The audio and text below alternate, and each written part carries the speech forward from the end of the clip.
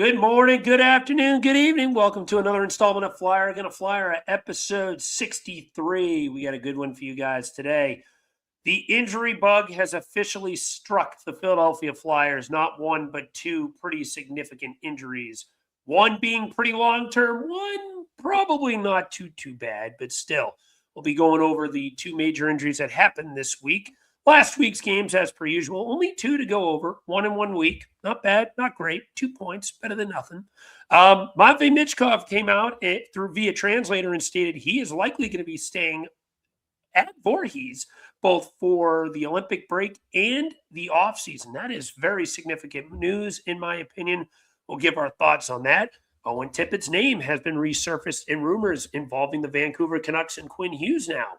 Will he be potentially on the move soon? And then finally, we will wrap things up going over next week's games. One thing to mention, we didn't bring up the Colorado Avalanche game in last week's predictions. We're going to skip that one only because of that, but we will go over the other three. We both, for some reason, thought the game was on a Saturday, and it's actually today as before we record this. We're recording this at, as of right now, 10:56 a.m., so the game has not started yet. So when you guys watch this, the game might be in progress or may even be over. Who knows? But joining me, as always, is one of my two gracious co-hosts. You know him, you love him, Mr. Eric Martino. Eric, how you doing today, bud? Not too bad, not too bad. Alex, I'd actually like to start off just quick with a little PSA for all hockey dads out there. Myself, I am 41 years old. And to all the other hockey fathers out there, like more or less around my age, it is not a good idea, especially if you're a goalie coach, to try and show your child how to do the butterfly or up and down, going up and down, because something in your knee will pop. I was going to say, you're probably like a creaky old machine that hasn't been used in almost a decade, just using muscles you haven't used. You're like, oh, God, why am I doing this to myself? Not only am I in pain, she's probably laughing at me, too. I'm just trying to show, I'm just trying to show, like one leg down, like the down, up, down, up, down, up. And then all of a sudden, all I hear in my knee is like a pop. I'm like, oh no, this is not good. In the back of its mind, it's just like it said, it's like a rusty machine. It's like, oh, God. That's it. I just want everybody to know, guys, we're not 20 anymore. We just can't do this. I'm 34 and I'm already sore. Yeah, and I'm afraid what I'm going to be like when I'm your age, bro. That when we say guys at 35 and 36 are old, right? And people laugh. Well, he's only 35, 36, but right for this, we're hockey old. Why? We're hockey old. Yeah. now I know why guys retire at like 35, 36. That's what I'm saying. I haven't laced up skates in over a decade, and I'm afraid that I probably forgot everything I knew when I was younger. Oh, God. All right, so let's get right into this. Last week, the Flyers only had 2 games, as stated a moment ago, corrected 3. FYI, before I even start that, Jamey will be joining us shortly.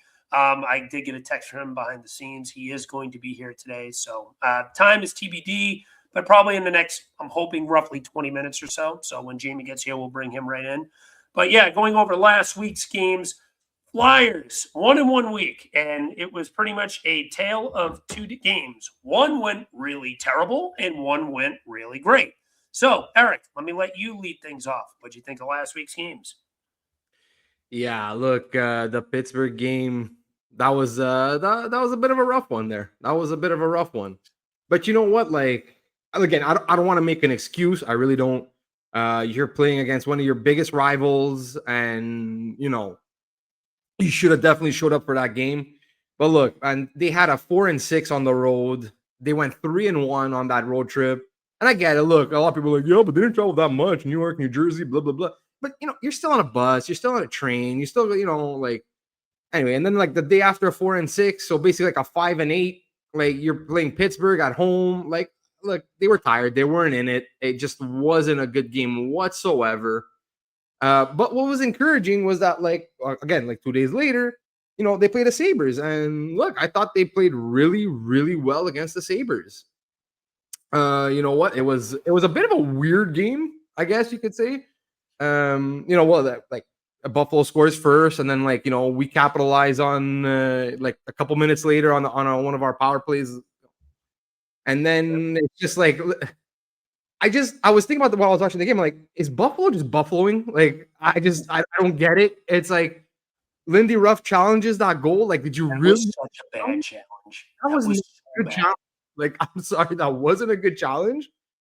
But you know what? Like, it's funny because I was listening. I think it was 32 Thoughts or The Sheet. It was one of the two. I can't remember which one it was. And they were like quoting a coach or a GM, basically saying that honestly, this year we just don't know what goalie interference is. It's like I want a challenge, but I literally don't know if I should or if I shouldn't because I don't know the way it's gonna go. And look, it did not go Lindy Ruff's way, and then we scored on the power play that they got because of it. So, and then third goal right after, and then you think, like Buffalo after it was 4-1, Buffalo makes it 4-2. Oh man, we got we got momentum. We're going. We're like whatever. And then it's like turnover, bad play against the boards, and it's 5-2, So was it really more of like we played really well, or is it that Buffalo just buffaloed? So that was a hard game for me to gauge just on that fact there. Mhm. So, but look, I'm gonna, I guess, go with the positive and say, like, look, the Flyers played well. We got some new lines. The Couture, Mishkov, Tippett line was on fire that game. Oh, that was the best line that night game. No questions asked. No questions asked. 100%. And even like just by the numbers, they were like the best line on the ice all game for the Flyers. And it's when I was looking at the stats for this game, it's actually really weird because I thought like a couple of lines that like visually looked like they were going actually had some pretty bad numbers, which is kind of weird. But look, at the end of the day, I thought we played pretty well, and look, we got the win, 1 week so far. So hey, look, it's a positive. It's a positive. I'm going to piggyback a little bit off of what you had to say there, Eric. Yeah, I think this week really, truly was a tale of two stories. The Pittsburgh game was a colossal disaster, top to bottom. You not only do you get blown out, you lose, in my opinion, your third most important forward in Tyson Forster, one of your most important players in this team for a lengthy amount of time. His shoulder pops out. We're going to get into this a little bit deeper after the weekly roundup segment, but he's going to be gone for a significant amount of time, and that really sucks. And then the team just kind of felt drained, not just physically, but mentally from that too. They never really could bounce back. Is they tied the game at 1, and then he popped it out on a separate play a little bit later, and the team just looked gas. I think you are pretty much on point. The team played 4 games in 6 nights, and whenever you're on a lengthy road trip, that first game home, teams usually don't have their legs, or more, not always, but more times than not, teams kind of don't find their legs right away, or kind of a little bit like lackadaisy after traveling on the road and getting used to that for quite some time. So I'm not overly shocked they had a wet fart. I did say that they were going to win last week's predictions, so it kind of stinks that they got smoked. But didn't one of you guys predict that you guys were going to get beat bad? Was it Jamey by the Penguins? One of you guys it may have predicted been. it was I'm going to not be a bad entirely loss. sure. Yeah, Okay. because it wasn't me. I predicted us to win that game. We got smacked. It was top to bottom. Pittsburgh went belt to ass. But then that Buffalo game, this is a story about the Flyers all year. And you can go back to the road trip, too, when they had that wet fart against Tampa, and then you lead into the Florida game. This team seems like they bounce back after really bad games. They don't seem like they play 2 horrible games in a row. Now, do they play 2 boring games in a row? Sure. But I feel like that has even changed in recent time. As we stated, ever since that second half of the Florida game, as you mentioned, I pointed to the Isles game, this team has played a style that has been a little more exciting as of late. Now, is it perfect? Does it still have things that I'm like, oh, that makes me want to pull my hair out? Yes. But is it a more enticing game of hockey that we can actually enjoy? Oh, yeah. Compared to where we were 2-3 weeks ago, for sure. I think we're starting to see something. Maybe the team's just getting accustomed to Tocchet's system more. Maybe Tocchet's lightening up a little bit and letting the team kind of be a little more freelancing in the offensive end. Maybe it's just It's like the Stars are just starting to find their game. Michkov has 7 points his last 7 games. He put up 2 apples in the Buffalo game. I think that may have been arguably his best game of the season, or one of his best top 3 for sure. He was all over the ice. His teammates were finally burying his passes. That pass to Tippett falling backwards, where Tippett buries it to make it 5-2. After Buffalo gained all that momentum in the second period, that kind of put the final nail in the coffin. And I like the team's response after Dahlin smoked Zegras late, and the team just kind of started a pig pile. Unfortunately, it may or may not lead to another injury. I don't know if it was then or a little bit earlier in the period with Cam York. We'll go over him shortly too. But you lose him as well from that little scuffle. But as like a principal matter, you're sending the correct message of defending one another and not letting teams push you around. Because I thought Zegras was hurt when that play first happened. Thank God he got up and was fine. You know, I'm seeing people. And just to bring this up too, I'm seeing some people and outside fan bases starting to target Zegras, calling him like a friggin' diver and whatnot. Can we chill? Like, this dude got fucking cross-checked from behind. No, it was late. The numbers were friggin' facing him forward. Even if he did sell it, which I don't think he did, he went head first into the board. We got very lucky he didn't get hurt on that. Like, Zegras isn't a big dude. He's 170 pounds soaking wet. So, doesn't take much. And Dahlin's not a small guy either. I'm pretty sure Dahlin's about, what, 200? Something like that? Oh, guaranteed. He's at least 6'3" for sure. I don't know Dahlin's weight off the top of my head, but he's 6'2", 6'3". He's a big boy. He's a big boy. So, I don't think that was being sold at all. So, people need to chill off of that. Zegras took a legitimate hit, and Dahlin was just pissed that his team was getting ragdolled. He was kind of being a dink that whole game. So he was lucky he got a game misconduct, because if he was brought back out there would have been a not so nice message sent. I didn't think the hit was suspension worthy, because he got the 5 in the game. He ended up leaving the ice. Like they made sure that they didn't do anything further with it. Zegras was fine. So the actual punishment I'm okay with, but you got to be better than that for sure. But in the collective whole, the Flyers bounced back well. Owen Tippett, I have to give him some credit. He is playing a much smarter game this year, as I mentioned last week. You know, he does some stuff that irritates you from time to time, but I feel like that's definitely been limited this year. One of the things I brought up last year, and even at the beginning of this year, the Tippett-Michkov connection just never seems to work. But this year, they're actually looking like they have some legitimate chemistry. And the Konechny-Michkov connection looks like the one that's like, why are they together? It's kind of flip-flop from the end of last season, isn't it? It's quite something. But, you know, it looks like Michkov is kind of stapled with Couturier, so he's got a two-way guy to play with. I'd like to eventually maybe see him with Noah Cates, but you know what? That's fine. I'm happy that Tippett and Michkov, at least from opposite winger perspective, because they are two different style of players, are starting to find connection. Trevor Zegras, again, continues his great run. He's at 26 points in 26 games. He looks like he's on pace to shatter his career points high, assuming he stays healthy. He's on pace for an 82-point season. Will he stay at that pace? We'll see. But he's been absolutely lights out, continuous. But, yeah, the team is starting to play a much more exciting game. I'm happy with what I saw from a bounce back in that Buffalo game. Could it have been Buffalo being Buffalo? Maybe. I'm sure that was part of it. But Buffalo really did respond in the second period when it was 4-1. The Flyers are on their heels for a good 10-plus minutes in that period until Buffalo finally buried one, and then Philly answered back relatively quickly. So when you look at the big picture there, it was good to see them respond as quickly as they did after allowing a goal and being dominated for so long. So stuff like that is always reassuring to see. Good to see Bobby Brink also get off of his slump. I think he only had like 1 point in 11 games. So he buries the third goal during that 3-goal outburst. The second time this year, they have scored 3 goals in under a minute in a time frame. That's pretty crazy. I wonder how many teams in NHL history have done that in a single season. Where they sorry, quick, isn't it 2 times in 3 games? Didn't we do that against the Devils? Like, was it 3 games? Oh, I didn't think it was 3. Wasn't it the last Devils game that we scored 3 in a minute? No, they played the Devils at home, the first one where they did that.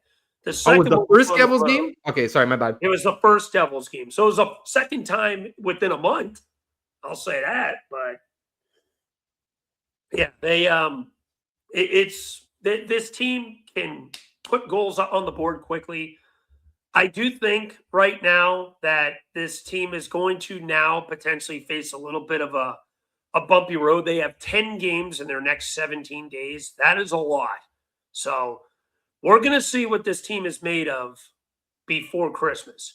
Because between now and the 23rd, now, mind you, the next 4 are at home. So that's good. But then they're going to be playing 9 out of their next 10 games on the road. So it's going to be interesting to see where this team is over the next 2.5 weeks. I think the next 10 games really will make or break their season to see if this team is truly going to be a playoff team or not, because they're going to be gassed. They're going to be having some back-to-backs coming up. It's going to be tough. Next weekend, they got a home-and-home with the Carolina Hurricanes. Today, they play Colorado. They have a San Jose team coming in on Tuesday that looks like that is starting to find their game and looking a lot better than prior years. Vegas comes in Thursday, and there's a certain goalie that I really hope plays just to see what type of reaction he gets. But we'll see then. But yeah, Eric, do you have anything else to add for the week prior? Yeah, one quick last thing. Sammy Urson, second week in a row that he puts up. Now again, he only played that one game, but still, he put up a .931 save percentage and a 4.63 goals saved above expected against Buffalo. So he played well. I don't blame any of those two. I don't blame either of those 2 goals on him. He played again. He's still allowing 3 or so goals a game, but he's not allowing bad goals. That's what's good right now. That's what's comforting to watch. If there's defensive breakdowns in front of you where there's a save that's just not possible to stop, that's one thing. But if you're stopping all the shots that you should stop, you're not going to get shit from me, personally, at least. But he's definitely played better over the last 3 or 4 starts. I hope we can get this to continue, because he knows it's a big game season for him. If Sammy Urson doesn't show levels of consistency this year, he might be on the way out this offseason. So it'll definitely be interesting to watch there. But I'm happy for the kid. I hope he continues to build off of that. And yeah. Oh, one other thing, the power play looked quite a bit better too. I think they put up 3 or 4 goals this week, at least 3. I can't remember if they got 3 against Buffalo or 2. But they got at least 2 there, and they got their lone goal against Pittsburgh. So good on the power play. PK is starting to struggle a little bit. Definitely want to see improvement there. They got smoked against Pittsburgh. They did go 5 or 6 against Buffalo, but they had struggles even dating back to last week too. So PK, I'd like to see take a little bit of a step back, deep breath. I think they'll be all right, but penalty kill is definitely something to watch. But anyway, with that being said, let us move on to our next topic. And what this episode is primarily going to be focusing on. Flyers got dealt with some injuries this week, 2 significant ones. One probably won't be too long. If I had to guess, nothing was officially given for either of these. They were both upper body injuries, but looking back and watching both plays, losing Tyson Forster is going to be massive. His was on a 1T attempt against Pittsburgh. It was non-contact. We were literally in mid-recording for the Pucking Around podcast when this happened. And it really stinks to see. They say he's going to be out 2 to 3 months. So we're not going to see him back until at least around Olympic time, maybe even later. We'll see how that shoulder heals up. I hope he's back for the stretch run, because he is a very important piece on this team.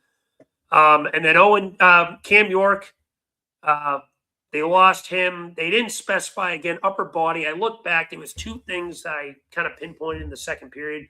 One went about 13 minutes ago. He took a shot behind his own net, and he kind of banged his head off the board a little. And then during that scuffle after the Zegras hit, he kind of took a few jabs to the head as well. I would like to suspect he likely has a concussion. So as long as there's no post-concussion symptoms, I think he'll be back probably sometime later in the week. So thankfully, his probably isn't too bad. But in the meantime, you do have some big games coming up, and you're probably going to be missing York, at least for today, maybe Tuesday and Thursday. Both of those injuries are big. Eric, let me start with you. What's your original analysis on losing these guys, And who do you think potentially needs to step up, or just in general, like what do the Flyers need to do just to try to put a Band-Aid over this?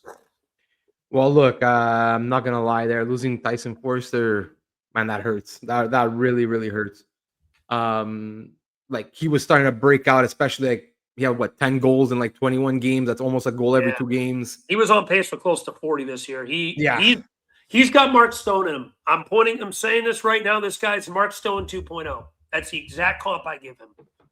yes, and that's it. So now you're losing his goal scoring. You and like how many clutch goals do you have this year? Like a couple, he had a 2, 3 that was just so clutch, and his defensive awareness, his defensive play, like the guy. One day we've said it before. Like we think he can be like a Selkie candidate one of these days. Like just how good he is like defensively. So look, we have nobody right now that can replace what he does. Like, I'm sorry, but we just don't. But at least one thing that we could like rely on is the abundance of wingers that we do have.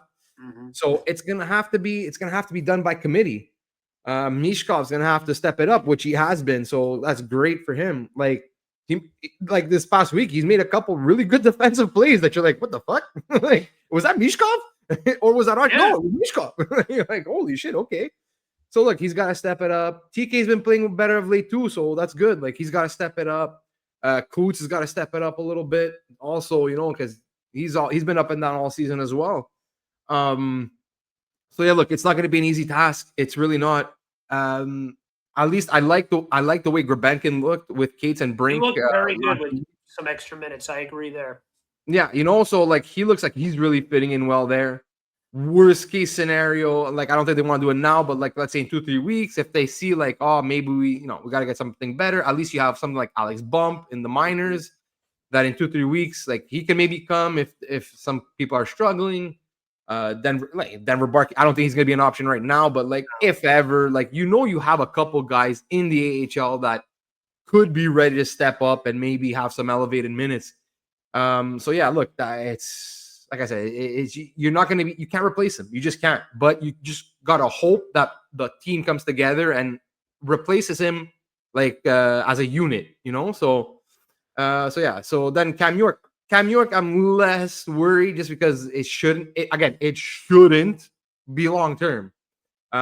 If we got to run Sealer with Sanheim, that seems like what it's going to be for like a week or two max. Whatever, that's fine.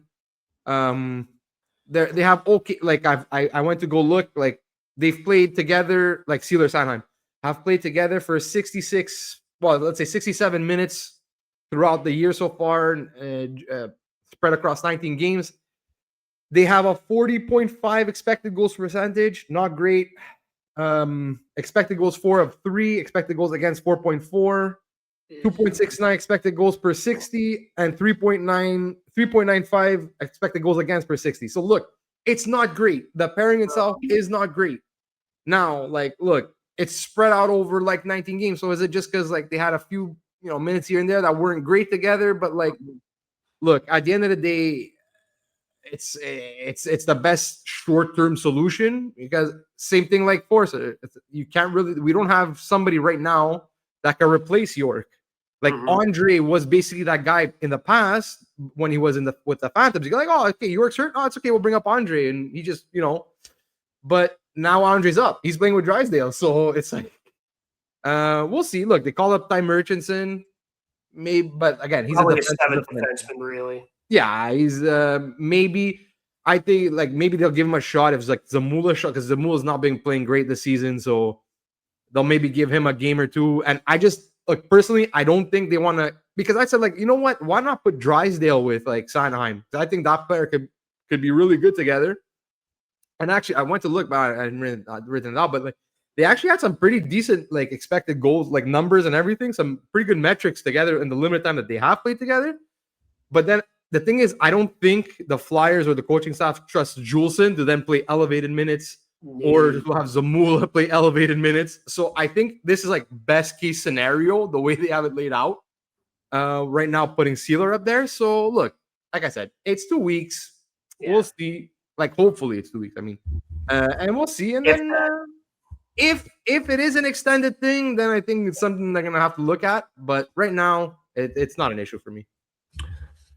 I'm going to say this. I don't think this team trusts a Zamula to play 1 minute. Never mind elevated. I think if it was up to them, they would probably just bury him in the AHL. But yeah, I think I'm not kidding when I say this. I think his translation is a big part of why he's still even on this team with Michkov. But so let me start with Forster. This is a massive loss. You know me, number one fan of the Tyson Forster fan club. This sucks. This absolutely sucks. There's no sugarcoating it. There's no one guy that's going to be able to replace what this guy does in a 200-foot basis. We were talking about potential of Selke with him before this. Now, obviously, that dream is dead, and he's not going to be in that conversation, missing 2 to 3 months.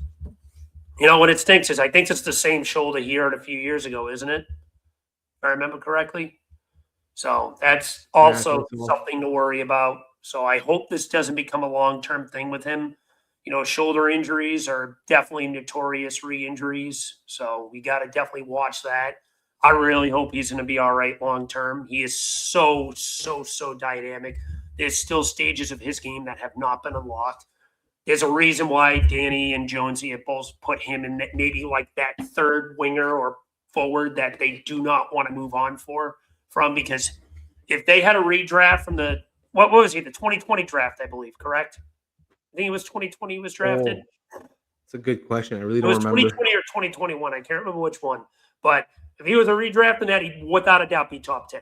He was 21 overall. But what he brings from a night-to-night basis, not just elevating his teammates like Cates and Brink all the time, but bringing a 200-foot defensive game, having the absurdly good shot. I'm not being a homer saying this. I truly believe this guy is Mark Stone 2.0.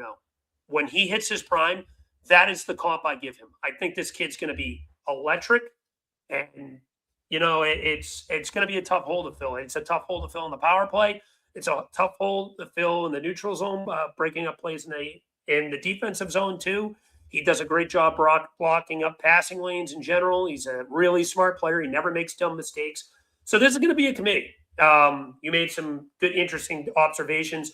Grabankin, I 100% agree. I thought he was really good actually in that Buffalo game when he finally started getting some elevated minutes playing on that third line. I've gone in a little bit of disagreements with some people on Flyers Twitter that seem like they already want to bury Grabankin. The kid's 22.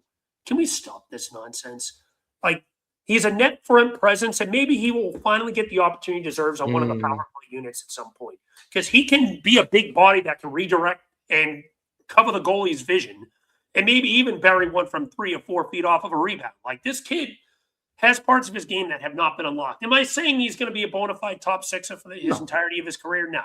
But do I think he could be a good middle six guy who can provide some juice on the power play, play the body, win some puck battles? Yeah, absolutely. I think this kid has definitely got another stage of his game to unlock. And where one door is closed, another one opens for a kid like him. And as you mentioned, Alex Bump maybe might be in the wings. He has been playing great with the Phantoms. He had an overtime winner last night. So that's something definitely to watch too. If things start going south for Grabankin or a Brink, or they even make a trade or something like that, who knows what's coming up over these next few weeks. You have a contingency plan in a guy like Alex Bump. Or maybe even if you really get interesting, we want to bring in a Denver Barkey. Probably not. I think Bump is the better option. So there's reason to watch there. But this is kind of a little bit off topic right now. I agree with you on one thing. Travis Konechny, I believe his game has been better. Do you feel like Travis Konechny's game is completely different from where it was a year ago? I feel like and I was having this discussion a little bit on Flyers Twitter, and I'm not saying this in a bad way. It actually might be a good thing. I feel like his game has completely revolutionized. He's become more of a playmaker and a guy who just looks for pass first more than he used to shoot the puck more.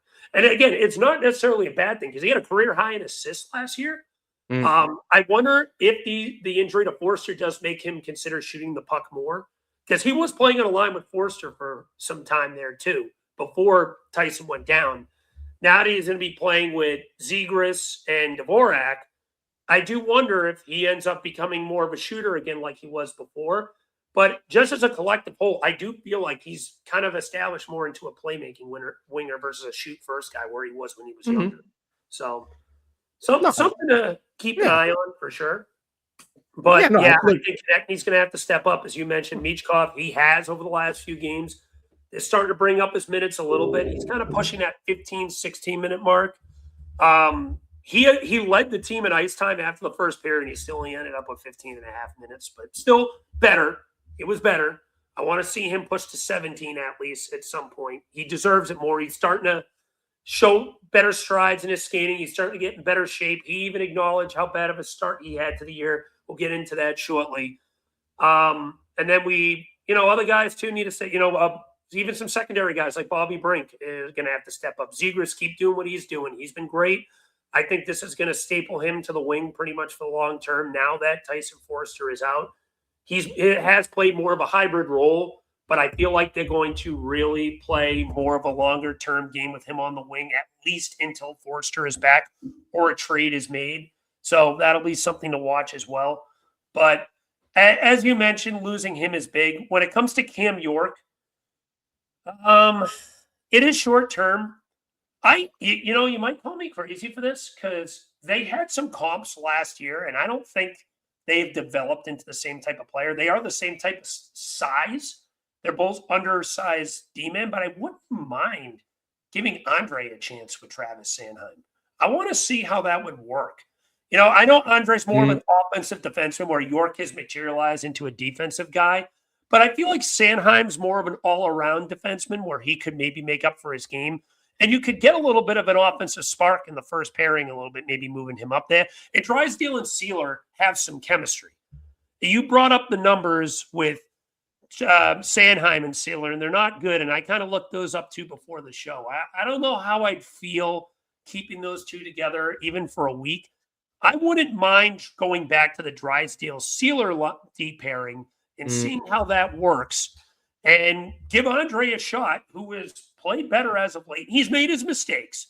He has definitely made his mistakes in recent games, but I feel like he's answered well to them. Like he had that awful game against Tampa last week, but then kind of rebounded in the second period of the Florida game on.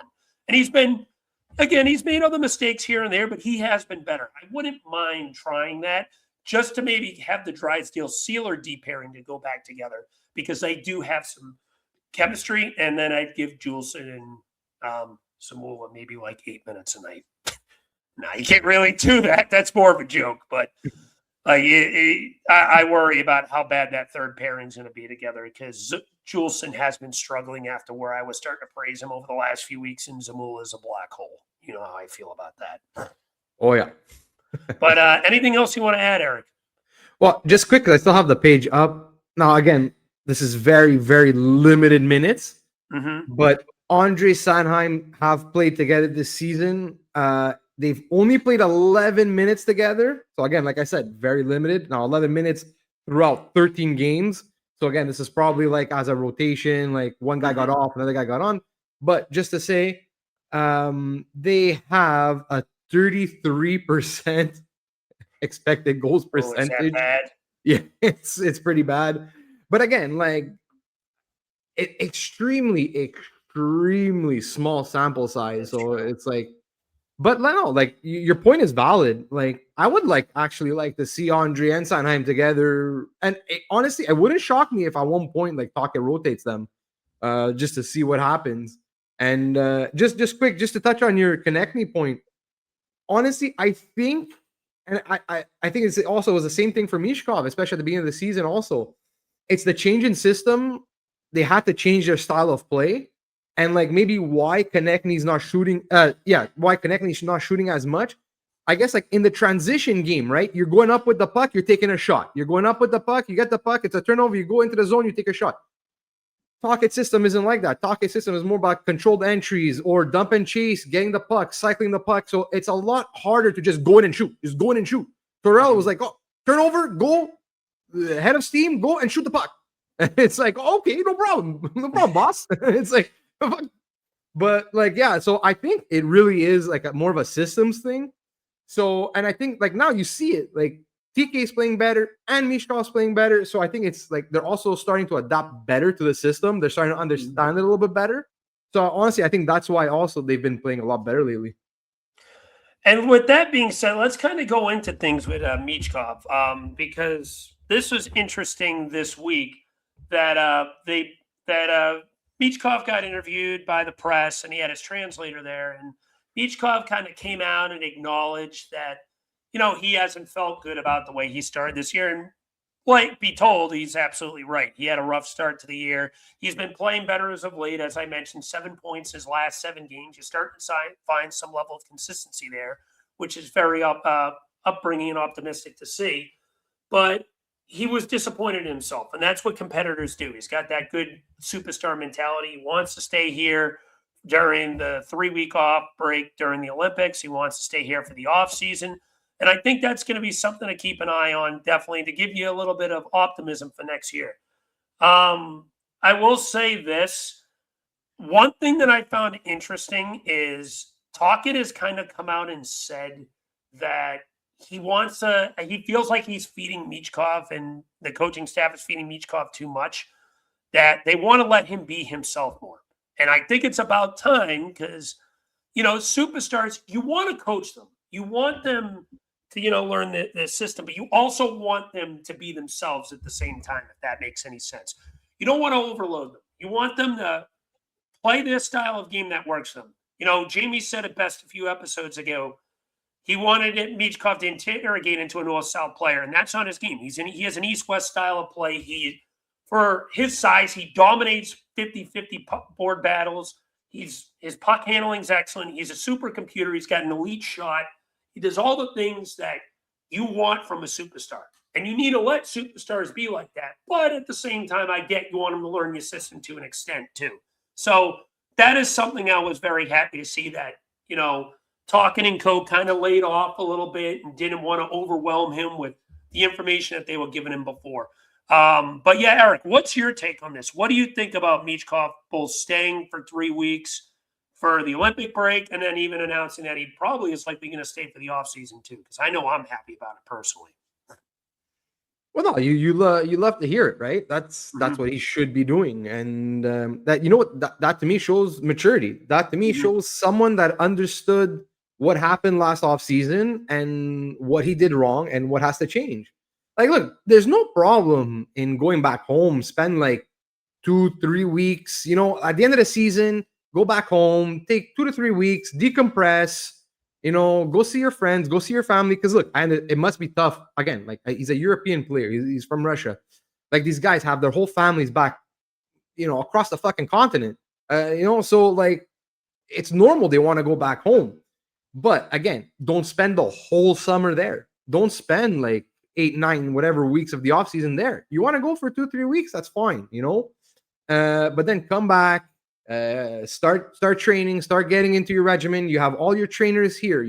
They probably have a better plan for you than what you think might be right. Because look, a lot of what I've been reading is just that he didn't train right this summer.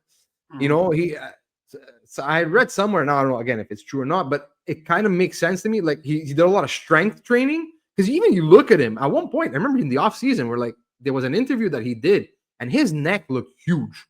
Like he looked like he put on like so much muscle, but again, was that the right thing for him? Yeah. So probably not. He probably was training wrong. And I'll give you a little comp. Look at what Bedard is doing this year. Bedard this offseason completely changed his training regimen. Completely changed it because it wasn't working for what he has to do in the future in the NHL. And look how good it's paying off for him right now. Yep. So I think honestly, it's the best thing for him. Stay here, stay in Voorhees, train. You have the trainers; they'll give you a program to do. This is the best thing for you. You have the ice open. You have Voorhees open to you. Go skate, buddy. Go have fun. So like I said, again, it shows maturity. It shows that he gets it. He understands. He could have easily been like, you know what? No, I wasn't wrong. What I did was right. It's just blah, blah, blah. He could have made excuses. No, he owned it. He fucking owned it. And you know what? Good for him. Again, I'm going to repeat myself again. That's maturity. And that's what you like to see, like out of a young player like that he's owning up to his mistakes. He's taking responsibility and he's willing to change. So like all you Montreal fans that have been fucking like on our cases, Mishka, man, you see, he's lazy. He's uncoachable. He's this. He's that. Like, no, He I'm copied sorry. Demidov. Demidov did that. No, but Just saying. Just no. saying. No, and I understand nothing. But again, nothing against Demidov. Us Flyers fans, do you hear us saying, "Oh, fucking Demidov"? No. I don't say. But I'm just saying he copied Demidov. Demidov stayed all off season this year. This past. I don't know if he copied him. I think he just No, learned he that just- he shouldn't be going. Yeah, he over. learned to do the He same learned. thing Demidov did. But no, but it just it again, like, it just bothers me because, especially, like, I think you know who I'm going to be talking about right now, Rick. But you know Mitch Gallo from 690. Yeah. That I never liked that guy. That guy always just pisses me off. And like when that whole thing came out, was like, I don't know, it was like about a month ago or something. And he's there on Twitter. Oh, you see, Ken Hughes was right. He's lazy. He's fat. He didn't train well. I'm like, oh, I swear to God. Cook, Eric, cook. I was like you guys, actually, if you want to put something out on against like another player, why don't you actually do some research? You know, like, actually look into what's actually going on and not just spew whatever bullshit that people feed you. Like, no, it's not. That's not it. He's all his teammates love him. He's learning from his mistakes. A 20-year-old made a mistake. Oh my God, it's never been heard of before in our lives. A 20-year-old. Oh shit. Like, he's learning from his mistakes. This is maturity. He's very coachable. He loved Torts. Now, like, look, Tocchet likes him too. Like, he's playing better under Tocchet now. He's finally got his trust and everything. So, look, I think Michkov is going to be a really good player in the future. And all of this these excuses that all these other Montreal fans want to make of why they didn't draft him, because they were fed a load of bullshit from their management and from like Grant McCagg and whatever. I can't stand him. I'm sorry. You guys made a mistake. Own it.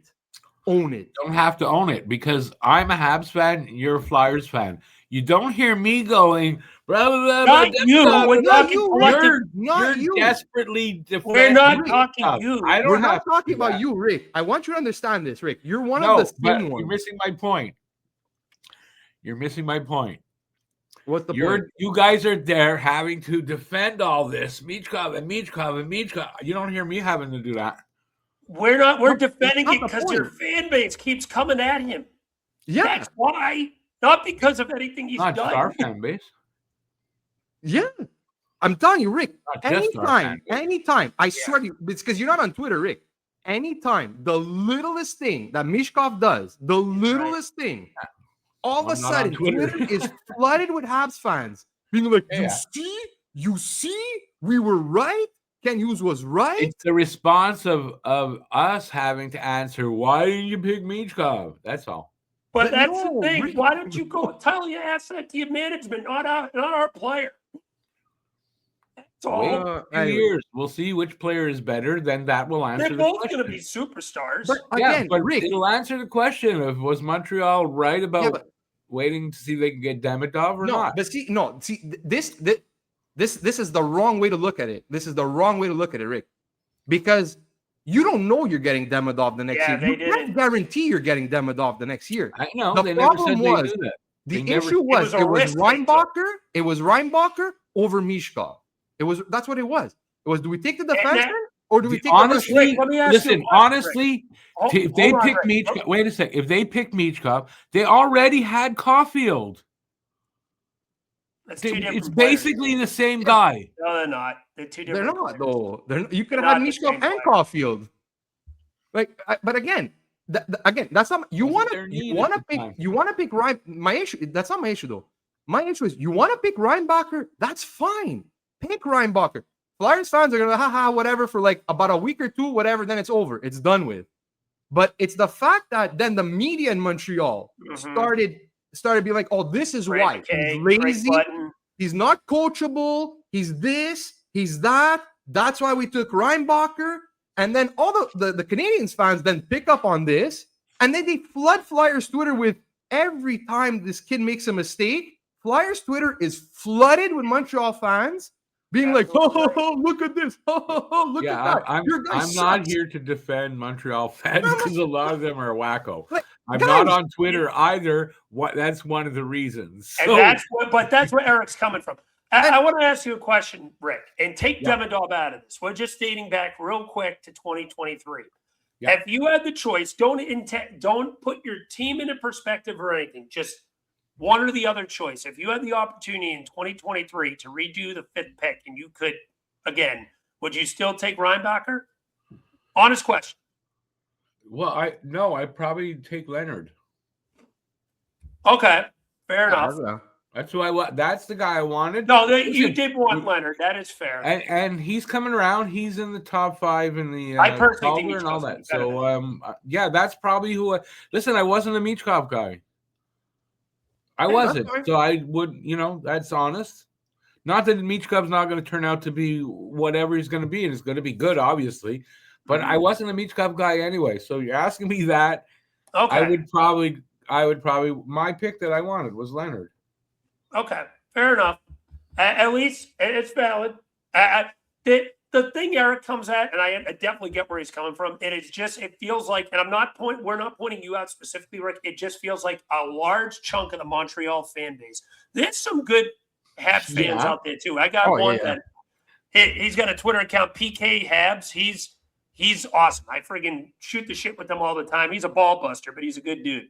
And he's one of the Habs fans that actually wants to see success for the kid. He's a ball buster about it, but he actually wants to see success. But then I see like at least 12 or 14 other Habs fans that'll just bum rush Flyers Twitter and just try to friggin' diminish anything the kid does. Those are the Habs fans. Those are the Habs fans that are like Leafs fans. We got tons of those. I always admitted that. I'm just not one of them. That's all. That's all right. Valid. Fair enough. All right. Sorry, we got a little off track there. Yeah, sorry about that. Fun though. But back to point at hand. I'm thrilled about Michkov staying here. As you mentioned, Eric, it does show maturity. That is one thing that we have been adamant about for day one. This is a big decision for him to make. And he looked it straight in the face, and he was not happy with what he saw. And, I'm not going to give him shit for going back overseas last year and enjoying himself. This kid's had some shit happen in his life. Did people forget? His father was murdered. His dad was murdered right before the NHL draft. And that's tough. And when you're away from your family and friends for so long after the grind as an 18, 19-year-old kid, as a 19, 20-year-old kid, for, 8, 9 months, and then you finally have an opportunity to go see him for a little bit. I'm not going to hold that over on a kid. I'm not. Now he got that out of him. He got to enjoy his summer. He got to see his family. He got to have a little bit of fun. But now he's looking at himself in the mirror and says, listen, I know what it takes. I know I got to be better both on and off the ice to be a superstar in this league. And he accepted it, and he knows it. And he acknowledges the mistake. As you mentioned, Eric, he's not making excuses. He's looking himself and the team dead in the face and saying, listen, I can and will be better next season, both mentally and physically. I think he's going to completely change up his training regimen. And I think the season I expected at the beginning of this year is going to be happening next year for him, as long as he stays healthy. And, I hope, Danny's done a lot for this kid too. I'm sure he'll find a way to get his mom and his brother over here, if possible, to make him more comfortable overseas. It'll also help have him learn the English language a little more. He still has a hard time picking up some English. He's better at it, but he still speaks pretty broken. Doesn't really understand too much. He needs a translator.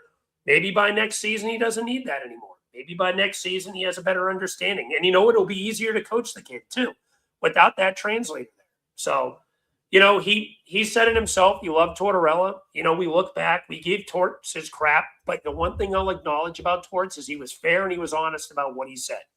And, we can always argue with some of the shit that he did, but the number one thing I'll always give Torts credit for is his consistency with everyone. If you fucked up, he'll make sure that you fucked up, and he'll make sure that you pay for you fucking up. I remember that, not to get too off topic real quick, but just real quick on one thing. I remember there was a game against the Devils the year before Michkov came over. I think it was the year that the Flyers just missed out on playoffs. Joel Farabee made a fucking dog shit mistake, probably like a minute and a half into the game. that made the Flyers go down 1-0. Verby didn't see the ice the rest of the game. And that was towards his way. But as Michkov learned a little more, he kind of learned a little more discipline. And I wonder if I do wonder, while I'm happy that it helped Michkov grow as a player, I also do wonder if it did have a little bit of a negative effect too, and maybe wanted him to enjoy himself a little bit overseas. But now that he's getting the opportunity to look in the mirror, I'm glad that he's growing from this. I'm glad he's taken the right approach to this, and I'm glad that he's pretty much just doing the correct regime of what it takes to become a future NHL superstar. I think this kid is a future 100-point player. I think he's going to do it multiple times in his career. Am I saying he'll be 130, 140 point? No, but I think he could push 100, 110 a few times in his career. And I think we're going to see the steps of that as the second half of this season goes on and as next season goes on. These next 17 games are going to be a real grind for not just him, but for this entire team, because this is really going to put a mental test on them for sure. Eric, anything else you want to add before we move on to the Tippett rumors? No, just a last couple of things on Michkov and like his play lately, because his play lately has really, really been like he's been really picking it up. Like we said, like look, he's had 2 multi-point games in the past 3 games, so that's great. He's only had 1 multi-point game before that, which was it was against Nashville on October 30th. So. And look, last year he had 19 multi-point games in 80 games. So basically, roughly 23% of his games last year were multi-points. Where this year, with the last 2, he's only had like 11.5% of the games. So, but look, 7 points in the last 7 games. So that means he had 9 points in his previous 19 games. So, like, look, he's picking it up. He's getting back closer to what he was last year. So look, just positives all around. One negative. He has 10 penalty minutes in his last 4 games. Got to clean that up, bud. I pointed that out on Twitter the other day. He has got to chill with the penalties. This is becoming a little bit of an issue. He's taken at least 1 minor in his last 4 games. You know, he took that massive double minor. Yeah. Who was it, against the Islanders, if I remember correctly? Yes, I think so. I think it was the Isles team that he took that double minor. But you know what? Credit to talking, as we went back at the time and said, he kept them right out there and let him play and let him learn from it. He didn't give him shit for it. That's good. Talkett, the last 2-3 weeks, as I mentioned, I've been a lot happier with. Not perfect, but a lot happier than when he was over the last month and a half. But with that being said, let us move on. Owen Tippett has re-entered the trade rumor mix. And a lot of buzz is starting to surround Quinn Hughes. Flyers are a team that have shown significant interest, apparently, not just with Quinn Hughes, but with other Vancouver players as well. Rick Tocchet obviously has some familiarity with that team, just being there before this year and prior years too. So that'll be interesting. Eric, what is your take on the Owen Tippett rumors? And is this something that you would potentially still look into right now with the injury to Tyson Forster? Oh, look, for me, the Owen Tippett rumors, like, they make a lot of sense. At the end of the day, they make a lot of sense. Because you look at it this way, if you want something of quality, you have to give up something of quality. Like, you can't, And I think it was in Anthony DeMarco's last piece from Daily Faceoff. He quoted a GM, and it makes a lot of sense. He goes, his contract, Tippett's contract, is amazing. He's got a really good contract, and a lot of teams would be willing to trade for that contract. Like, look where the cap is going. Look where the cap is going. Tippett at $6 million or just above $6 million. I think I should check. Because I think he's at like 6.15 or whatever he's at. Anyway, it's less than 7. Anyway, so a guy like that in a year, even right now, like, that's a great contract. Like, at a certain point, that's going to be third liner money. That's what it's going to be. That's going to be third liner money. And this is a guy that could play in your top 6. Look, could he be frustrating at times? 100%. 100%. But again, that's why he's making $6 million and not 12. Yeah. So you got to take the good with the bad. I could see Tippett being like a 30-30 guy, like 30 goals, 30 assists, 60 points, right, right up around there. Yeah. Maybe 40-30 one day, who knows? But yeah, but again, if we want a Quinn Hughes, if we want an Owen Power or whatever, or another center, anyway, you have to give up something of quality. So it makes sense that when Flyers interested in this guy, Owen Tippett, and even Elliot Freeman had said it at one point, like, well, he said that basically he hears a lot of like Tippett rumors, but that the Flyers, he's contacted the Flyers, but the Flyers are reluctant, or it's just like, no, like, we're not trading Tippett. But again, we're not trading Tippett now because we haven't found someone that, like, maybe we haven't found that trade scenario, that package that, we're willing to make right now. So we'll see. Look, again, I'm just going to repeat myself. At the end of the day, it's normal because the Flyers have an abundance of wingers. And as much as I would love to trade, let's say, Bobby Brink for Quinn Hughes, I'm sorry, it's not going to happen. It's going to be probably a Tippett if they want an offensive player, or, like I've said before, like maybe Cam York. But at the end of the day, like, that his name is out there, yeah, it makes a lot of sense because he's a good player. Like, he's fast as hell. He can score. And he's on a good contract. So am I surprised? Absolutely not. Like, why wouldn't another team want to Owen Tippett? Yeah.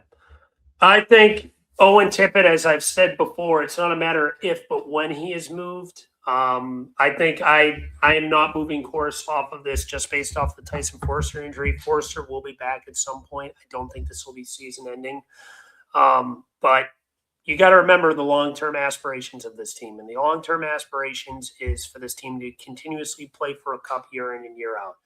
And if it means that I have to move a winger to potentially to acquire a top 4 high-end defenseman, or a first-pairing defenseman, or an elite defenseman like a Quinn Hughes, or an Owen Powers, a Bowen Byram, a Rasmus Dahlin, a player like that, I'm doing it. No questions asked. I don't care what the situation is. You have an abundance of wingers. You're going to have to move guys eventually anyway. You have an Alex Bump coming soon. You have a Porter Martone coming soon. Eventually, you're going to have a Denver Barkey coming soon. You're going to have to move the minimum of 2 wingers. So Tyson Foerster injury does not change a thing for me. You got to stay the trajectory, stay the course. Yes, this team has shown significant improvement, but I am more about the long-term aspirations of this team than worrying about the next 2 to 3 months. I'm more worried about the next 5 to 6 years.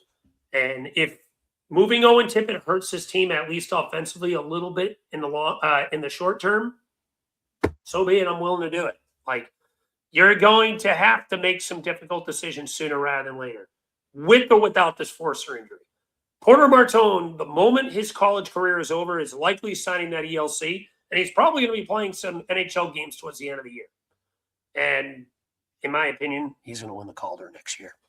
But besides the point, this kid is, and then, like I said, Alex Bump, he has been lighting it up with the Phantoms.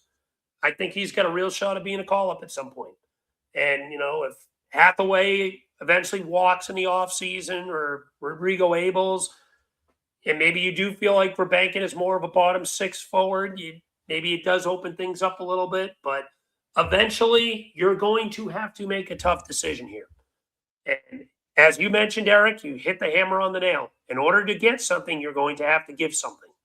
And now, I'm not saying that you're going to have to give a dollar on the dollar, because especially with Quinn Hughes right now, assuming that he does somehow end up here, I don't think we're the favorite right now. I think New Jersey and Detroit look like the 2 front runners. We're probably third. But if you're going to acquire a guy like a Quinn Hughes, where a guy like this does not appear in the market that often, like, this is a top 3 defenseman in the league. Makar, him, and Dahlin, I'd say, are your top 3 D-men. You can argue a few other guys, maybe like an Adam Fox or something like that, or a Roman Yossi, although he's starting to lose a step a bit. But regardless, if you want to get a quality player of that magnitude, and especially a guy who you're probably not going to have to pay a dollar on the dollar for, you may only have to pay 75 or 80 cents, you're still going to have to give up some talent. My personal package, I think it would take Owen Tippett, Cam York, a good prospect and a first-round pick. Mhm. Whether that good prospect, I would probably prefer not to move a Jet Luchenko just because of the hole at center. But if you have to, I'd do it. It's not my first choice. I'd probably rather move Nesbitt. Yep. But then it kind of looks bad that you traded up 2 first to get this guy and then just traded him that quickly. I don't think you're going to be able to entice Vancouver on a guy like a Jack Berglund or an Oliver Bonk. They need centers. They've already been adamant they want a center back in this. So in order to make this work, you're going to have to move a center. So we'll see what happens there. And ladies and gentlemen, we have been joined. Hold on one moment. He's going to be joining us shortly. He's in the background. We have been joined by Jamey Bascal. Once we can get him in the background here, we're having a little bit of technical issues. Give me one moment. Jamey, can you hear us? Yeah, I can hear you. All right. Well, we don't got the picture up right now, but Jamey is indeed here. Jamey, wait. Okay. I got him. Well, Yeah, man. There he is. There we go. Ah, look at that stud guy. Sorry I've been having some difficulties myself, and the reason is because Twitter updated their chat earlier in the week, and I don't know. Did that happen to you guys? So like the encrypted thing, yes. Yeah, like last week or something. Yeah, something like that. And I didn't even think that it deleted all the links that we had for the show like prior. It says here's the link for the night and no link, or here's the link for today and no link. You know what I mean? Oh, that's a pain in the butt. That's why we got Jamey in so late, everyone. I apologize. The Christmas lights. It's one area that goes out like once every few days from the wind. Mm-hmm. And I have to I should put another hook there, but I'll do that next time. All right. So and then we got the Christmas parade. You guys having Christmas parades? Ours was, I think, actually, we're having one probably in about a week or so. Me and my fiance went to this tree lighting thing a couple days yesterday. Actually, that was pretty fun, and we're going to be doing another one up in Maine next Saturday. So that'll be fun. Oh, Maine! Oh, you're going to Maine? Yeah, it's not as far away as you think. It's only a 40-minute drive from where we're at. Nice, man. Well, why don't you send us some lobsters? Oh, I'll say, Jamey, send me your address. I'll send you a couple lobbies. But sure, I got you, man. This is the best spot in the country for lobsters. Oh, you are not lying for that, man. You go and I see Chef Ramsay. The way he, I was watching his show, I think like a month ago or something. He was cracking his lobster, pulled the whole thing out.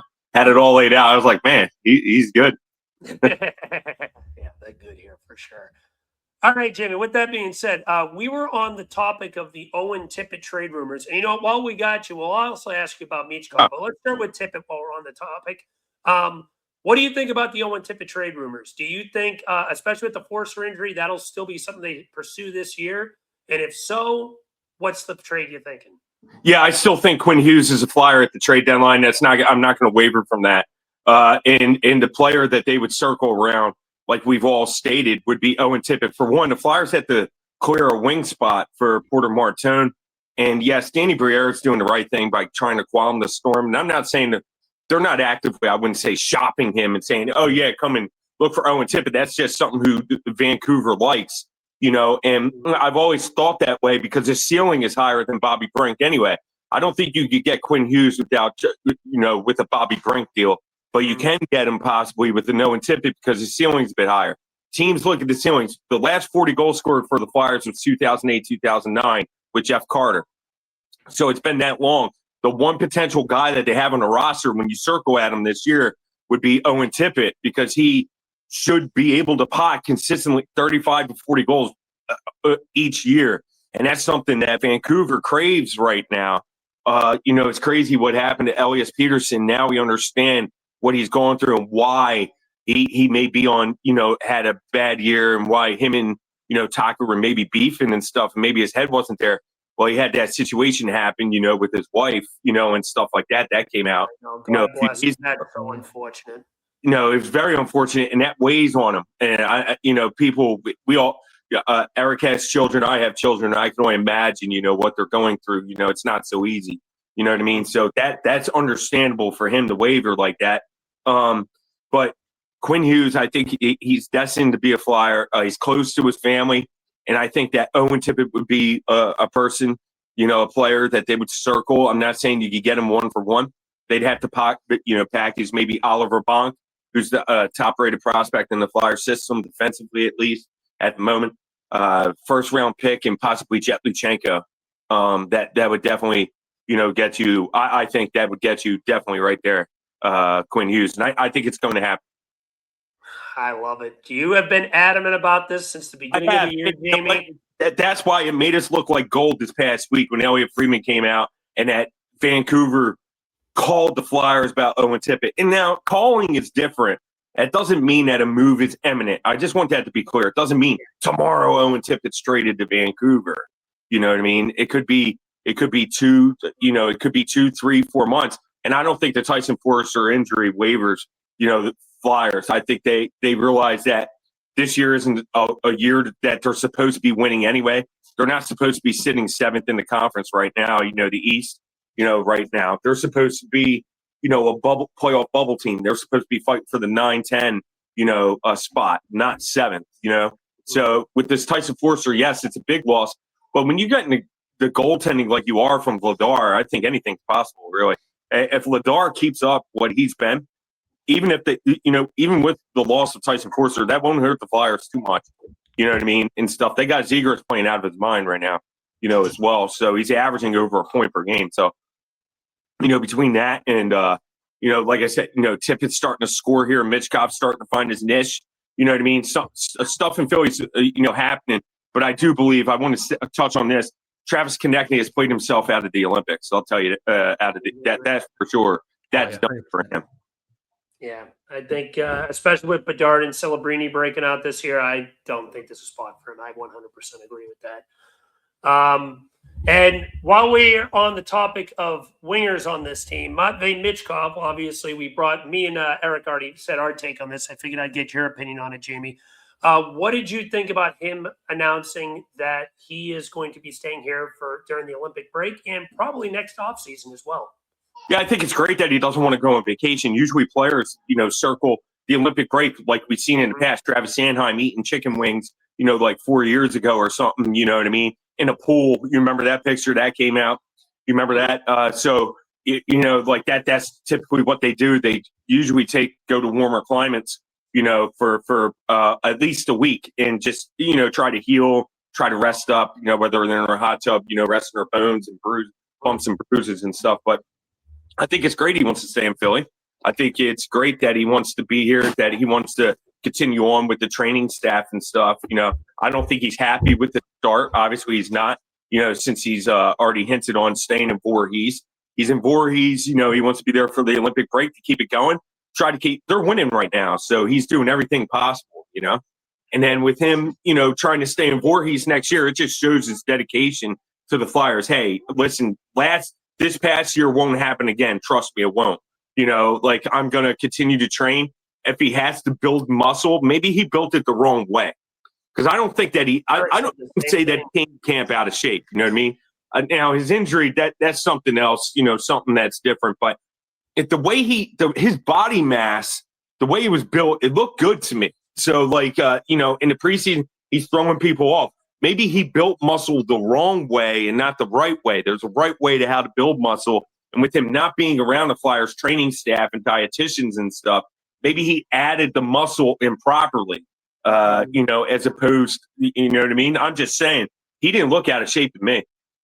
No, and it's weird too, because he had a good start to the preseason. That's the thing. People point to the fact that he looked, but like the regular season began, he just looked like he was struggling. So I don't know. Maybe there was fatigue. Maybe it was just lesser quality opponents. Who knows? But he definitely had a rough first 6-8 games. No question about that. And I couple that. It possibly could be the ankle injury. And I think, I agree with you, Alex. Alex, you mentioned that he may have been hurt in that accident. That's right. He did get hurt. You know what I mean? That car was pretty. That car was pretty. That's for sure. You know what I mean? So if he definitely got hurt there, it's very understandable why, he wouldn't have that foot speed, why he wouldn't be able to train like he did, because he was on the ice in June You know what I mean? But now when you're on the ice, it doesn't mean you're full skate and stuff like that, you know? So, Yeah. but yeah. He did that 3v3 tournament, if I remember, overseas Mhm. too. All right. Any other things you want to say, actually, regarding the Tippett conversation that we were having? Eric, Jamey, Tippett's playing well, and that the way Vancouver Canucks and other teams view him is possibly 35, 40 goals. His ceiling is higher. Like Bobby Brink, I don't think gets you Quinn Hughes. You know, Bobby Brink, I don't think it's very much. You know what I mean? Especially, he's not really like producing. He's producing other ways, but he's not, offensively like he was earlier in the year for the first 5 or 6 games. You know what I mean? He was a force. I don't really see that from him right now. You know what I mean? He's a bit inconsistent that way, but doesn't mean he's not producing. He's producing in other ways. He's winning puck battles, along the walls and stuff. He's killer, and the Flyers haven't had that in years. They need that, from Bobby Brink. But that's why I say offensively, you're not going to get Garland, Connor Garland. You're not going to get a Sherwood or something, for like Bobby Brink. You're going to have to give up more than that. Mm-hmm. Understood. That's a good call. That is it. I mean, Owen Tippett's that guy. We've always said, I want to make this clear to Flyers fans. Earlier, even in the summer, we made that clear. I think it was you and Eric who said, I see Tippett on the outs, like he's the odd man out. And he is, because he's supposed to be a 35, 40 goal scorer. There's a reason why Vancouver came knocking for him. They didn't come knocking for Bobby Brink. They didn't come knocking for, Dvorak. They didn't come knocking for, Travis Konechny. They came knocking for Owen Tippett. That's because his ceiling is supposed to be 35, 40 goals. Agreed. And they could get there, maybe a change of scenery, maybe less pressure, and stuff like that. There's a lot of pressure, to play here in Philly, a lot more than other cities can give. If he went to Montreal or Toronto, he's going to have the same pressure as he does here in Philly, because Philly's one of those passionate sports cities. And I'm not saying Vancouver isn't passionate about their sports, but it's just not, it's not Toronto or Montreal. Toronto or Montreal, you got one game. That's all you get. But they were already knocking down the door for Scott Lawton saying, I can't believe, and that was after 8 or 9 games, and they were pissed, that they gave up, Gribeckin and, and stuff, in the first, so you don't have long shelf life in Toronto or Montreal. And I'm not saying that you'd have a little bit of a longer shelf life in Vancouver is what I mean. You're not, they're a little more gracious. Yeah. And Eric, do you have anything else to add before we move on to our final topic? I just want to say quick. Well, a couple of things. Owen Tippett actually has 12 points in his last 10 games. He's been finding his game for sure. He's been playing a lot better of late. And I just want to touch a little bit on all this Quinn Hughes talk and everything. And look, a lot of people are thinking like, oh, you know what? No, he's bound for New Jersey. He's bound for New Jersey. Like the Flyers have no chance. I think the Flyers do have a chance. Look, I actually think the Flyers have a chance. Like, look, you have Rick Tocchet here. That was his former coach that he publicly came out and said, I want him to come back. And then whatever, then Tocchet ended up leaving. He praised him. There's that. 2, I think, if I'm not mistaken, he's friends with Trevor Zegras. Quinn Hughes, I think they were in the program together for at least a year. So they know each other. And I think there was, if you see it every once in a while, like, oh, Quinn Hughes liked Zegras' post. And like every once in a while you'll see that. And 2, this is something that, like, look, I'm speculating. I don't know, but like at the end of the day, look, yes, his 2 brothers are there in New Jersey, and I get that. The thing is, for like Quinn Hughes, right? Luke Hughes is supposed to be like a really good defenseman, and he's supposed to be like one of the future stars on New Jersey's blue line. If Quinn Hughes goes to New Jersey, is he overshadowing his brother? Is he then knocking his brother down, like puts him in a second pair role, and his brother never really, not that he can't become that. It's just that so maybe in Quinn Hughes' mind, he's like, maybe I shouldn't go to Jersey, leave my brother time to become the guy in New Jersey, So, but if I go to, let's say somewhere like Philly, where I'm only an hour and a half away by car, so I'm close to my family, and at the same time, I allow my brother, to actually develop and become the player he's supposed to be, become that number one guy in New Jersey instead of being like behind my shadow, So it's something I was speculating the other day and like very possible. And what last thing, again, I could be 100% wrong, but like the only thing, and I think I've mentioned this before, I would have concerns even after everything I just said. I would still have concerns of trading for him without a contract. Oh, I 100% agree with that too. This might be a July 1st move because of that, if it happens. Exactly, because look, at the end of the day, and like again, I'm going to bring back DeMarco and the last article he wrote. He said somebody had asked him a question and was like, "Would the Flyers be willing to trade for him without a contract?" And DeMarco said, and DeMarco's response was, "Yes, they would, because they're not because even if they can't sign him, they can then flip him." Basically, what happened with Rantanen, but we would still have him we would have him longer because we'd have him for like this year and then at least the beginning of next year until like the Flyers have to make another move. The only thing though is like, let's say the package you do trade for Quinn Hughes is like we've speculated, like because obviously it's, like a Tippett, a York, a Nesbitt, and a first. Let's say that's the package that gets it done. At the end of the day, if you're then trading him, because if he comes down and says, "Listen, I'm only going to New Jersey. That's where I want to go. I'm sorry, but that's where I'm going." Mm-hmm. Now you're like, okay, I just lost a top 4 defenseman. I just lost a top 6 forward. I lost one of my best prospects and a first-round pick. What am I going to recuperate?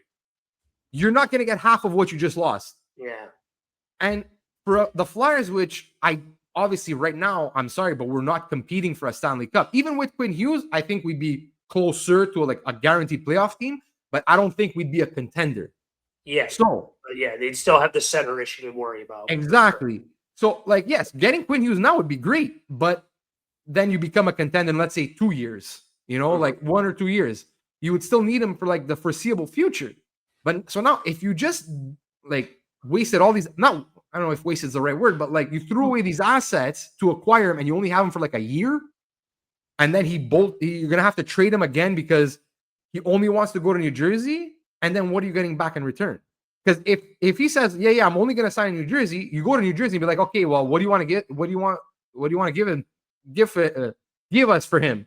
And New Jersey's like, well, we're going to get this guy in the offseason, so like here's like a first-round pick and a C prospect, take it or leave it, and you're like, okay, so now I got to trade him to another team, and they know he's not going to resign there, so they're going to be like, okay, a first and a prospect. So like. That's my massive concern with trading for Quinn now, is that you don't have a guarantee that he's resigning. And the package that I think that it's going to cost to get him, and not that I think it's going to be and I've put this out there before on Twitter too, and I would just want to give like another little Vancouver fans, let's be a little bit more realistic here. You guys are not getting Mitkov, you're not getting Martone. I swear, I cannot wait. Like again, it might not be us, and even at that, even the package that I said with Tippett, York, Nas, blah, blah, blah, they might not even get that much. Yeah. Now, this is because what I'm speculating. But like again, if you go back and look at the Carlson trade from Ottawa to San Jose, you look at even the Rantanen trade. Look at that one. Yeah, isn't there but even the Eichel trade, because a lot of people are comparing it to Eichel. Okay, you got Alex Stuck, who was a really good player, but he wasn't a great player, but he was a good player. So Owen Tippett. You got Krebs, who was drafted in the 20s. He was never projected to be like a top 6 center. He was always going to project player in New York. Yeah. So I think they got a first and a second or something like that. That's not a great package. That's not a great. I honestly think the Vancouver fans are becoming a little delusional, thinking that they're going to get they want your best player at the moment. They want your 2 best prospects. They want like 3 first-round picks and your firstborn. That's the crazy one. They say it starts with Michkov or Martone. I'm like, bro, I don't even think you'd get Forster for this. Exactly. So I'm like, guys, calm down, because you guys will be very, very disappointed if this is what you think you're gonna get.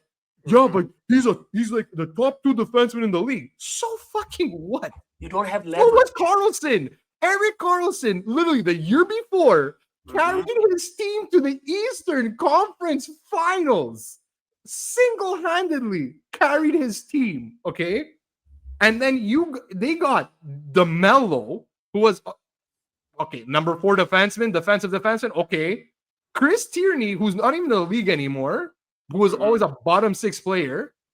They got lucky that one of the picks they got ended up becoming Stützle, but that was pure luck. They got Josh Norris, who at the time was a good prospect, but he was a former 19th overall pick.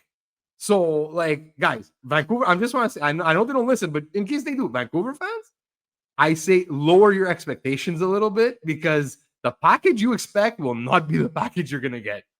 No. And at the end of the day, this is the thing. People forget the point of leverage. Teams, especially if you're trading this year, there's only one team we feel like he would 100% for sure sign with out of these trade rumored teams at the end of the year, and that is New Jersey. So you make fantastic points there, Eric. Like, that's the issue here. You're giving up legit pieces for this, guys. I'm making the package I mentioned, I think is an extremely fair package here, where they're getting a top 6 forward, you're getting a top 4 defenseman and a first-round pick and a good prospect. And even that, as you just mentioned, might be an overpay for a guy who you don't have commitment for. Personally, I think if he gets traded this year, it's New Jersey. It's not going to be any other team. It is New Jersey. I get Detroit has centers, but they don't have the guarantee that he's going to be going there. You make fantastic points with that, Eric. And not only that, you look at the big picture in this. You don't have the leverage, as I mentioned. You need a team that you have a guy that is obviously disgruntled there, a team that is eventually going to accept and say, all right, I'm hitting a rebuild. It's only a matter of time until Elias Pettersson probably gets moved too. The way this situation in Vancouver is going, it is an absolute mess right there. It has been a mess for over a year now. And at the end of the day, if you're the Canucks, you need to look at this in the mirror and say, we need to recuperate whatever we can for a potential rebuild. And, maybe at the end of the day, they don't even want that many roster players. Maybe they want a really young player and just a bunch of prospects or picks in general. Because Vancouver, they're starting to look more like Calgary right now. Obviously, they have a lot more talent than that, but in the position, the way that they're going, at least. So they've got to make a true decision on this. Because if Vancouver's trading him in season, it's either New Jersey or nowhere, I think, at this point. Me. Jamey is adamant that the Flyers and get Quinn Hughes. I'd be elated if it happens, but you make a fair point that I do worry about him signing the extension. Maybe they can talk him into it, though. You never know. You can talk the fact that he lives close by to his brothers. Philly to New Jersey is a car drive away. It's not like you're going to East Bumfuck. You're on a team that is obviously on the ups. The Flyers are currently in a playoff spot. They played tied for the least amount of games in the entire NHL right now, and they're still in a playoff spot as we speak before playing Colorado today. You're playing for a team that has not one, but 2 blue-chip winger prospects, and Matvei Michkov and Porter Martone. You have another really good winger player in Tyson Forster coming. Travis Konechny's already an established almost point-per-game player. So you have one of the best winger cores in the NHL. No questions asked. It is a top 3 winger core in the NHL. When they all hit their prime, no doubt about it. And you fill into the number 1 defense role. You got a good partner in Travis Sanheim, who's already an established number 2. You're in a good situation. And the Flyers got good goalie prospects coming in Zavargin and Bjarnson. And obviously Kolosov, who's looked like he's rebounding, got his head together too. So I think there's a real way to talk this guy into wanting to stay here. But you do need to paint a picture. Obviously, it's like, okay, I'm Quinn Hughes. What's your path to become contenders? I need to see the same vision you're seeing. Flyers got to then become aggressive. That is the end of the quote-unquote rebuild if you bring in a Quinn Hughes. That's the one thing people will realize. The rebuild is over. You're in officially push for contention mode if you make that move. If the Flyers make this move, it is going to swing. It's the pendulum swings to the other side. You're starting to become a team like a Montreal, like a New Jersey, like an Anaheim, like teams that are making their pushes to make the next steps for contention, that are young and in the up and coming. Those are the teams you're looking at that you're becoming soon. So, anything else you want to add, Eric? No, I think I Yeah. just want. I think I said last week, but same thing too. I just want to say with Jet Luchenko, like Jet Luchenko now. I think he had like a big night last night. I think he had like 2 goals and assists or something like that. I don't know. 5 points in 5 games there, if I remember correctly. Yeah, he had like a little bit of a transition period once he got traded, but now he's caught fire. Yeah. So like as people that listen to this show and then follow me on Twitter know, like I'm really high on Luchenko, and I'm just gonna repeat it again, guys. I don't think Luchenko's getting traded at all. I don't think he will not be part of another of a package going to get a Hughes or whoever unless there's a center coming back in return. Because I'm going to repeat this again. Actually, look at the Flyers depth chart at center after if you take away Luchenko. Nesbitt is not ready for at least another 3 years. Jack Berglund is at best a third line center. Ruhonen maybe is a center, and that's him too. He's maybe 2-3 years away. So you're pretty much stuck with with Sean Couturier, and maybe Zegras is going to be trusted enough. And like Zegras, don't get me wrong, even if he's on the wing or one of those hybrid, that's fine. That takes us. That's one center spot locked in, whether it's him or the hybrid, whatever. It doesn't matter. That's one line. But after that, Sean Couturier, Noah Cates, Eric, do you hear that? That's the sounds of Flyers Twitter screaming in agony that they know they have to deal with Sean Couturier for another half decade. Exactly. But that's what drives me nuts too. It's like Flyers Twitter will be like, oh, we're going to fucking deal with Couturier. Couturier's trash. Couturier's garbage. But then they're all ready to trade Luchenko. Oh, no. Trade him. Trade Luchenko. Like, who's going to think? Who's coming in? No, nobody's coming to take that spot. Nobody. He is literally the closest to being NHL ready that we have in the pipeline. If you trade Luchenko and don't bring in a center, we are fucked. Like, literally fucked. Because, again, I repeated this last week. Nobody is trading centers. Nobody. You have half the league looking for centers, and nobody is trading them.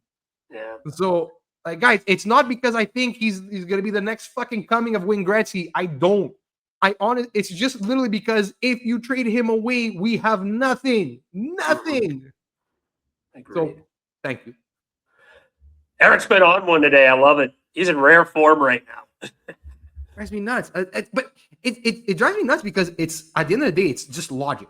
It's fucking logic. You're like, all right. With that being said, let's move on to next week's games. As stated, we are going to skip the Colorado game because we mentioned that one last week. A little bit of an error on our part. We both thought it was on a Saturday. It was on a Sunday. So excluding Colorado, upcoming next Tuesday, home game against the Sharks. Thursday, home game against the Vegas Golden Knights. And then Saturday, the beginning of a home and home against the Carolina Hurricanes. We're going to skip the second Carolina game because we'll probably be recording before that game takes place. So, Eric, with that being said, those 3 games in particular, to end their homestand, what do we got? I think they beat San Jose. San Jose, they've had their ups and downs. They've been a little better than people thought, but now they've been like, they've been okay lately. So I think they beat San Jose. I think they lose to Vegas. Unfortunately, I don't think Carter Hart's going to be in nets. That would have been an interesting to see, but whatever. Anyway. And then I think they take the first one against Carolina. I think they beat Carolina at home. And then, so 2 in 1 week. 2 in 1 week. I have been pretty optimistic about the Flyers this year. This is going to be the first week I probably have them having some troubles. I do think they're about to hit a little bit of a stretch having all these games coming up. I have them losing to San Jose in overtime. Not in a shootout, in overtime. If it was a shootout, they'd win because they're the kings of shootouts for whatever reason. When you have Zegras and Mitchkov, that kind of helps. I do think they beat Vegas. It's going to be a high-scoring game. I'll say they lose to San Jose 3-2. They beat Vegas 5-4, and then they lose at home to Carolina. Carolina just seems to have their number. Outside of Toronto, I don't think it's a team that has their number more than the Carolina Hurricanes do right now. I'll say they lose to Carolina by a score of like 4-1. I'll give them a 1-1 in 1 week. But with that being said, Eric, do you have anything else to say before we wrap things up here? No, I'm good. I think I got everything off my chest. As did I. Yeah, you were on one. Keep this energy, Eric. You were in rare form today. But with that being said, that is going to wrap things up for this episode of Flyera. Again, a Flyera. As always, if you like this content, like, comment, and subscribe. Please, we appreciate each and every subscription we get. We are currently at 313 on our road to 500, 187 to go. Each sub you throw us, we greatly appreciate. Each sub you get gets us one step closer to our eventual goal. We want to get monetized, and we want to be able to expand this even further. We each love each and every one of you. We appreciate each and every one of you. And as always, check out the Don't Puck with Media store. We have been emphasizing this quite a bit lately, but the Don't Puck with Media store, we sell quite a bit of good apparel there. We sell shirts, shoes, pants, hats, miscellaneous stuff like coffee mugs or lanyards. Link is in the QR code on the top left-hand corner. Just give it a click. Take you right to the store. Everything you need will be right there.